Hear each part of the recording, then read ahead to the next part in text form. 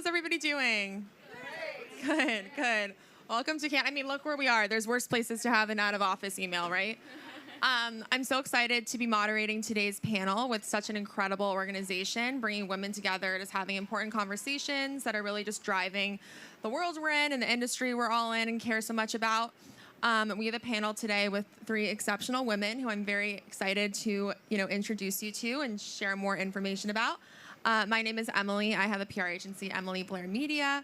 I'm really honored to be here and to be moderating this today. And I'll just let everybody go around, introduce yourselves, tell us about your companies, what you do, and we'll get into it.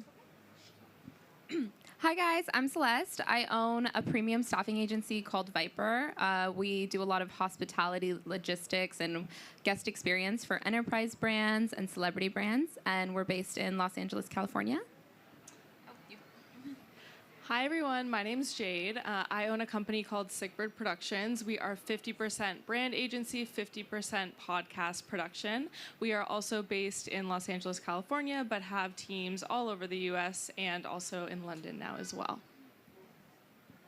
Hello, my name is Juana Opera. I'm a digital and brand strategist at Gem Session Agency, and I also collaborate with World Women Foundation on some initiatives that aim to bring together different generation of women. Being a strategist, my aim is to help brands be very relevant, have meaningful communication in terms of message, but also on the medium. So my expertise is very more around digital ecosystems. Amazing. And all of you are, different in what you do day to day, but obviously there's a commonality and a thread behind, the intention and the purpose of your companies. I'd love to learn more about how you, consider authenticity when it comes to digital storytelling and making sure that your platforms are really the most honest reflection of who you are and what you're building, and how do you, really intentionally care about that and integrate that into your content. So for me, because my business is all B2B and I deal with a lot of corporate clients, I struggled for a while with showing up online because I was very careful. I have so many clients, I didn't really want them to see a vulnerable side or a transparent side. And so what I did ultimately was I started this platform called Smart is Sexy. It used to be a podcast, but now it's predominantly on Substack. And it just invites women to evolve with me. It's a little bit about bridging the gap between emotional intelligence meets spirituality, but not really in a woo-woo way, more in a relevant way. And we kind of dig into just being the best versions of ourselves and how I show up to lead. So that helped me a lot, showing up online more authentically, because it was a little bit difficult when I felt like I had all these big clients, seeing me online, and I didn't want them to I didn't want them to know too much about me, but I also wanted to be real for all the people that work for me or anyone who, might be looking for some inspiration. So that's what I did to bridge that gap. On my side, what I did to bridge that gap was I actually divided all of our socials, 50% being Sickbird Productions, which is very focused in the brand space. So think Fortune 500 brands doing paid ads, doing organic social content, and then we also have Sickbird Podcasts, which you can think of it as the production side is very elevated, very tasteful, very brand safe, and then the podcast side is very much your unhinged, crazy younger sister. That's the fun, more exciting, kind of vulnerable conversations that we're having. And the reason being is in the podcast space, creators wanted to connect with us. We noticed that the creators that we're working with wanted to see humor, and the creators that we're working with wanted to see us being a little more edgy and fun. So to me, it was very intentional to actually divide both brands and divide both sides of the business very strategically without confusing the audiences. So when we get brand clients come in, we know exactly where to show them. We're look, here's our brand decks, and those look very different to our podcast decks. So internally, I think it's very important to make the language clear so that your team actually understands, what your messaging is and making it consistent throughout whatever you're doing. On our side, I think influencers play a big role in bringing authenticity. And what's different is that we really approach this type of collaboration very natural. For example, we respect influencers' formats. So we co-work together, and this has an ending result, a very authentic way of looking at content. So this is something that's very particular about our agency. Yeah, no, I really like that.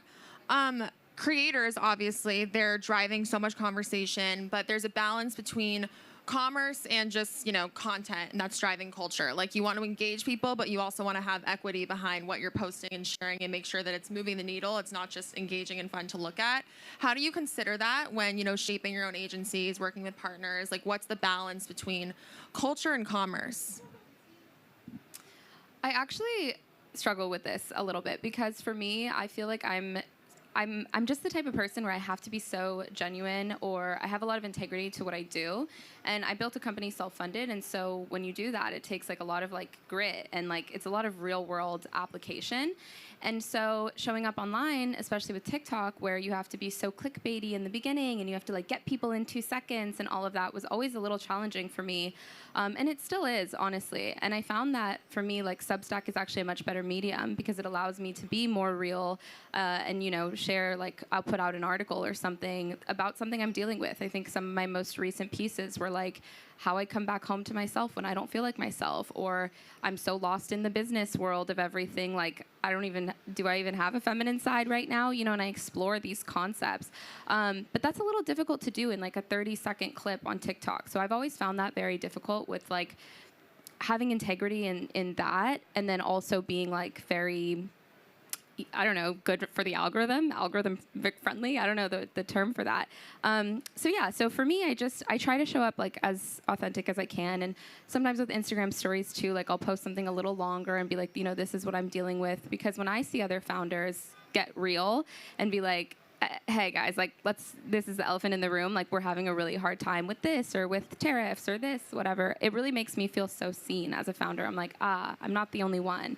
So I really try to do that. I never want to like portray too perfect, but I'm also not ever like crying on camera either. I just try to like find the balance. So that's me.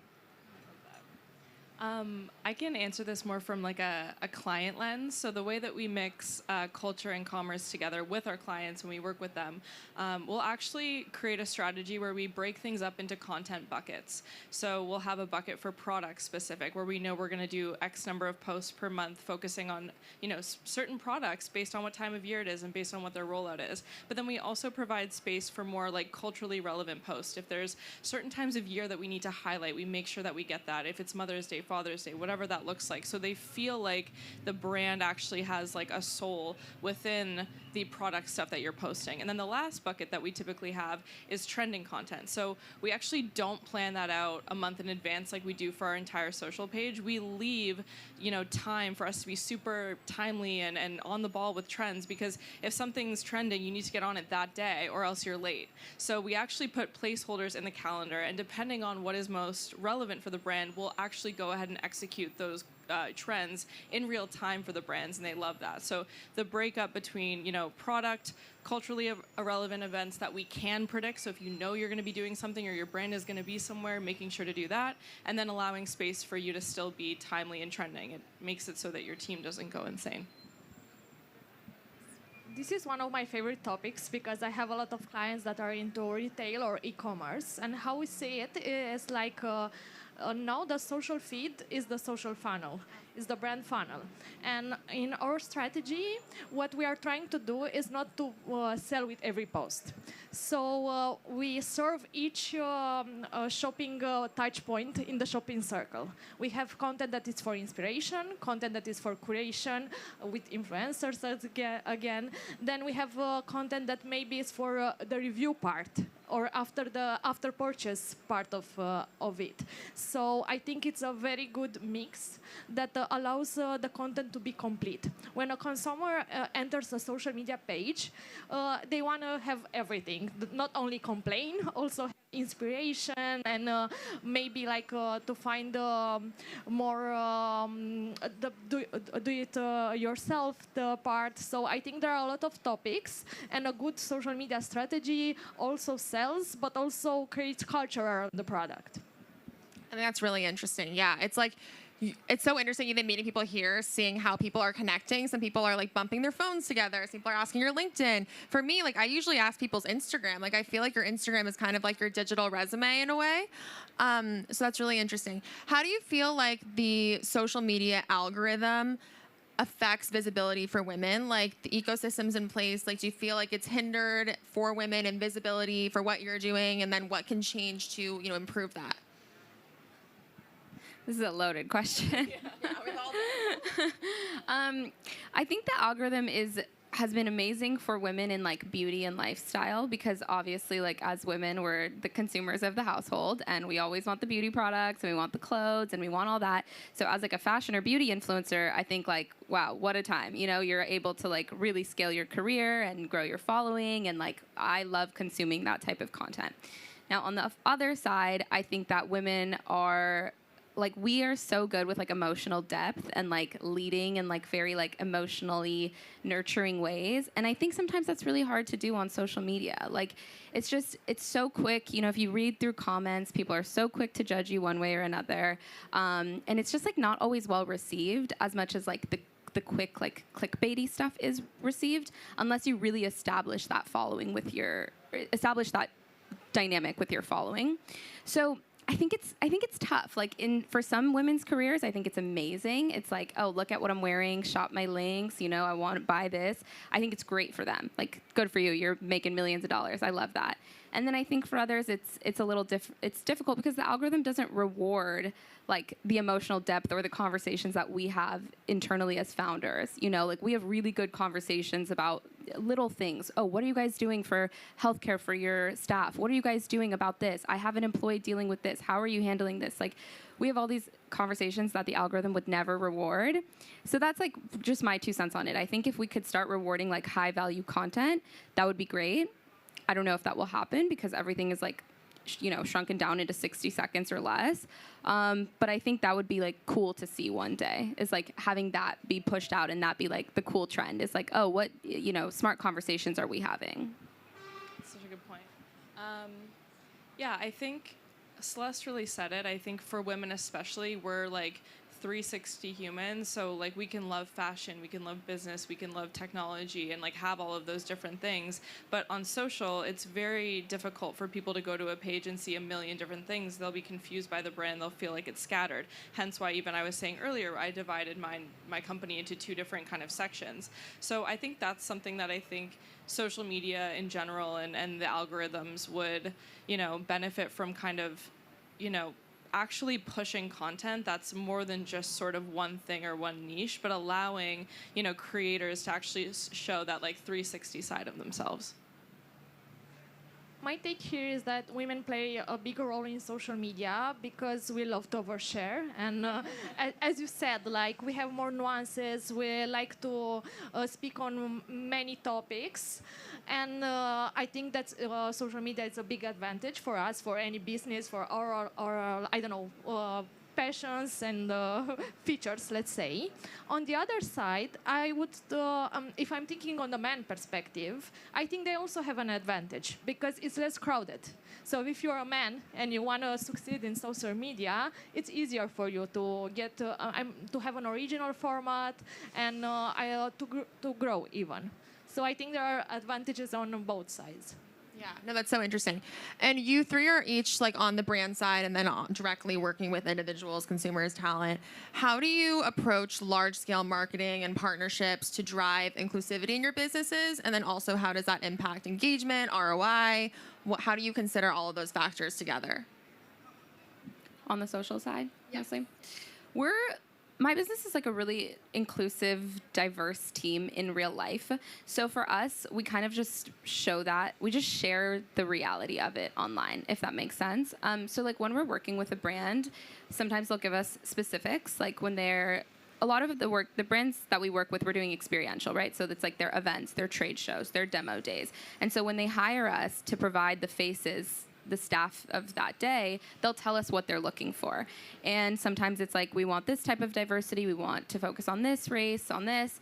So we'll match that to their preference. And then when we show up on social on behalf of that brand, it's already matched to their preference or what they're looking for like that specific campaign. Sometimes it's holiday related. I'll give you an example. Today's Juneteenth. So if we were doing an event in LA, it would probably be a Juneteenth event. We would have an all-black staff. It would be on behalf of a brand. Typically we work with We've worked with Amazon for Juneteenth. We've worked with BET for Juneteenth. So then when we show up on socials, it's already brand approved, and it already makes sense for them in that cultural moment that they wanted to build. So a lot of that comes from them, but I will say, like, on the back end too, like, as we grow, as we scale, like, it's something we're always thinking of. And when you go on our socials and you meet like new faces and new people on the team, you'll see like all sorts of, you know, different like profiles and stuff like that. And yeah, I mean, for us, that's kind of just what works. It's just, I'm always like reality first, social second. I'm not the opposite.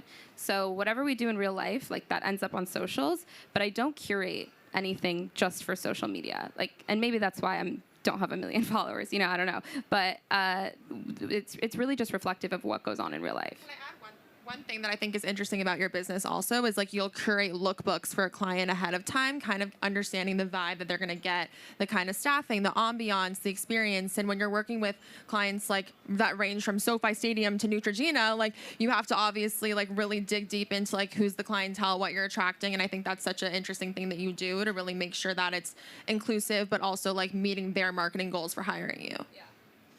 Yeah, and just to wrap that up too, like, a lot of the brands that we work with, like, sometimes they're age specific, right? Like, we did a NASCAR event in Michigan, and I guess now NASCAR is like kind of phased out and F1 is the new thing. And so what they wanted to do was they wanted like college kids to work this event because they were trying to appeal to this younger demographic that's moved on to F1. And so we found these college kids in Michigan, and we trained them on the brand, and they showed up at the NASCAR event for 3 days and, you know, mingled with people and stuff. And it was very successful.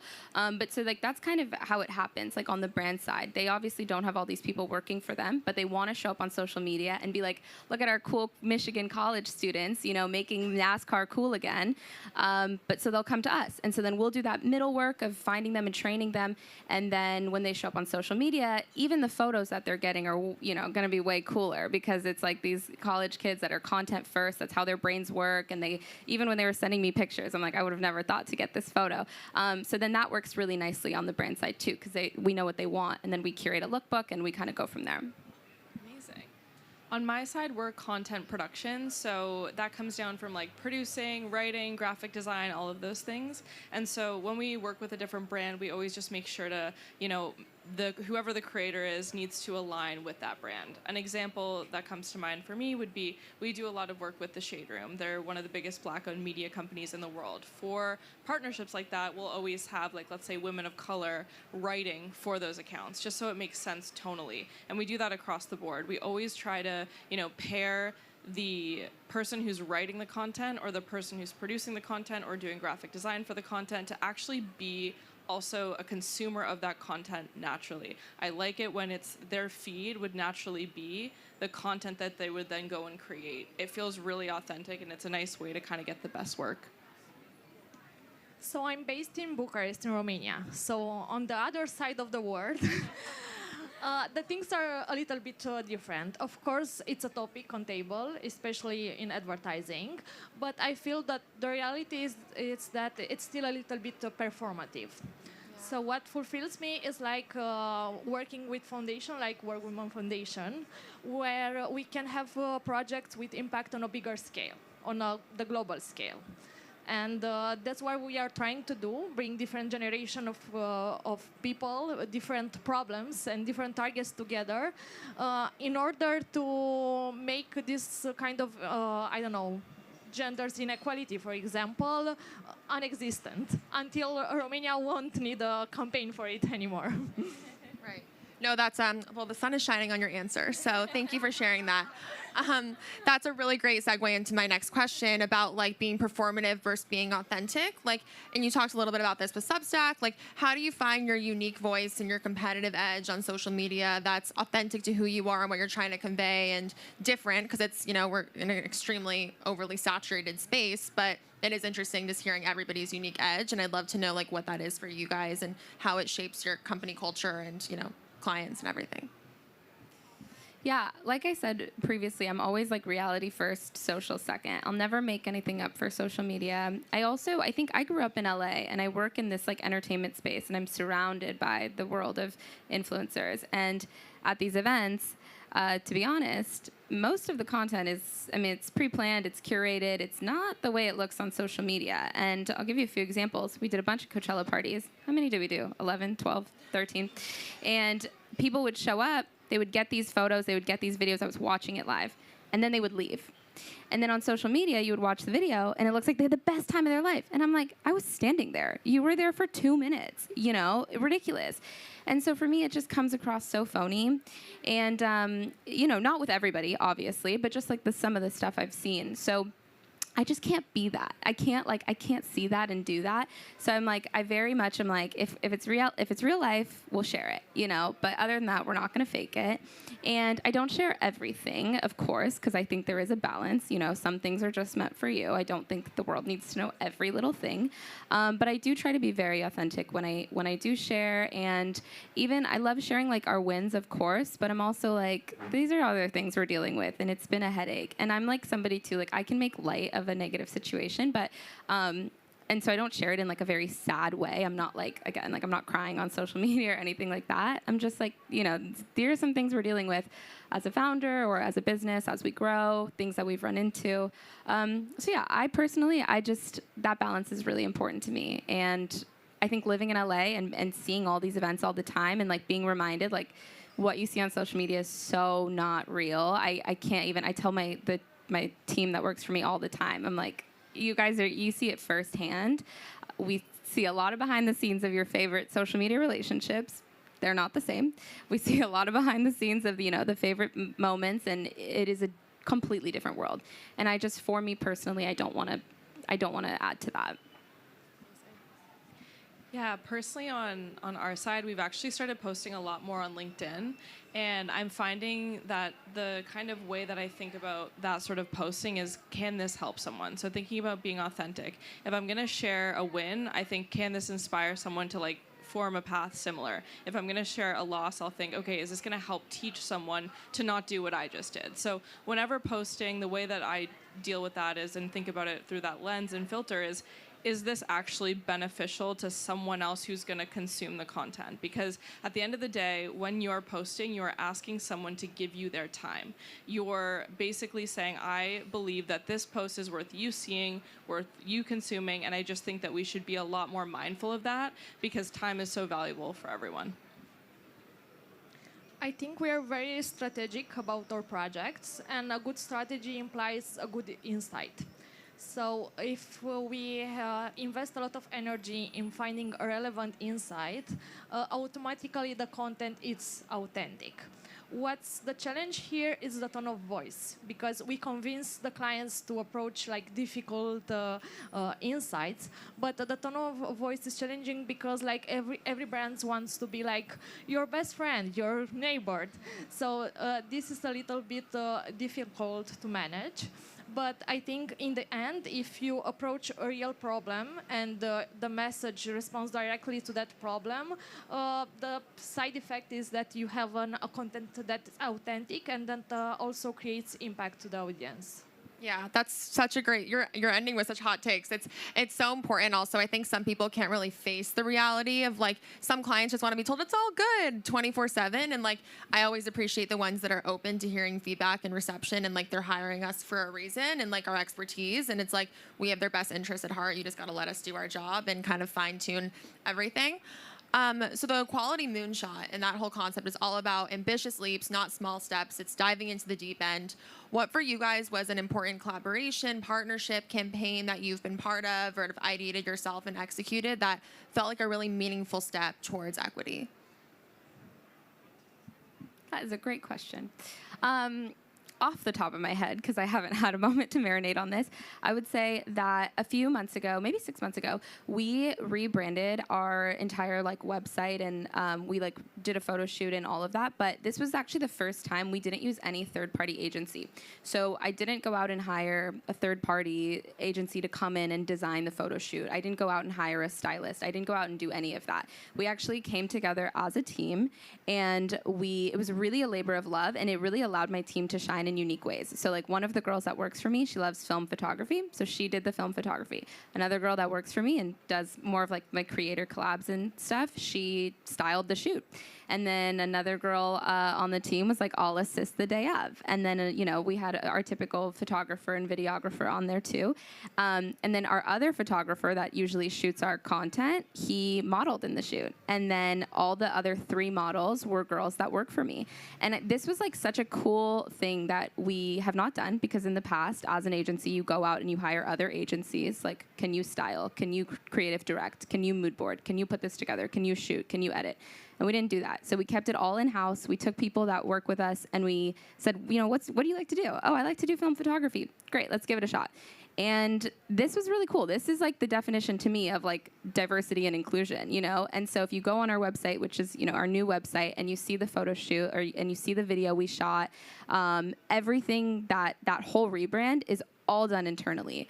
And yeah, that was really cool. I loved seeing like different sides of all of the people on my team, and everyone was like, had the best time, and we like celebrated after with a shot of tequila, and it was great. Like we had a lot of fun. So for me, that's like really like, oh, you want to be inclusive? Like, here's your opportunity. And so we loved it. Amazing. Yeah, I'm actually working on a campaign right now for a company called Poker Power, and it's run by a woman named Jenny Just. She basically created an initiative where she wanted women to be able to learn how to play poker and actually move in the world where, you know, they could take the skills that they're learning from poker and apply it to their everyday life. This is everything from, you know, knowing when to hold, when to like bet on yourself, and actually taking those life skills and applying them in business. So it's kind of like that fun in-between way where it's like a mix of content all about like how to actually play poker and also, you know, how to operate everyday life skills. So we're basically creating a course start to finish for women to actually learn this, because I actually went to my team and I said, guys, we got this amazing account. I'm so excited. Who knows how to play poker? No one on my team knew how to play poker. Not a single person knew how to play poker. And I was like, are you kidding? So it was very clear that this was necessary, and it was a really fun project that we're working on right now, and I can't wait for it to be out in the world. So I'll say that was probably the closest example. I'm really excited about a project that I'm working on with the World Women Foundation. Together with Ayati here, we are starting a podcast. It's called Girls Talk STEM.